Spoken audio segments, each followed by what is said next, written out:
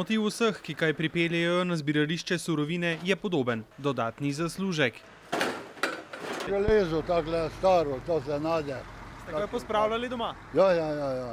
Pa odpeljamo sem, ker zakaj bi sosedom tam zastonj dajal. Zaradi gospodarske krize sicer ne zberajo več odpadnega materiala, beležijo pa večje število ljudi, ki ga pripeljejo na zbirališče. Neko krizo, izgubo delovnega mesta ali karkoli podobnega na ta način malo oblažijo, malo rešujejo. In vse več je takih, ki se s tem ukvarjajo organizirano. Franca znanci radi pokličajo, ko imajo kaj odpadnega železa. Pridem, preletim, jaz sem kot rešilni, ne.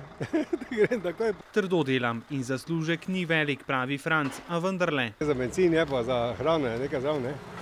Penzija pa mala, ne. Zaslužek od pripeljanega odpada je seveda odvisen od tega, kaj boste pripeljali. Če boste pripeljali takšno železo, ki je za nami, kaj dosti ne boste zaslužili.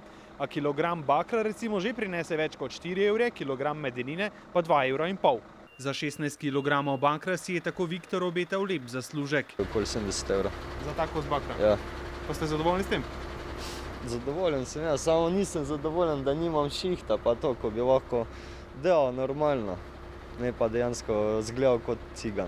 Da je vsak evro pomemben, se zaveda tudi država, ki za staro železo pobira davek, prihodke pa upošteva pri dohodnini. Vendar imajo na blagajni precej dela. Izvolite. Ob koncu dneva se tako nabere lep znesek izplačil. Ki je povprečno to okrog 2000 evrov. In v teh časih vsak evro šteje.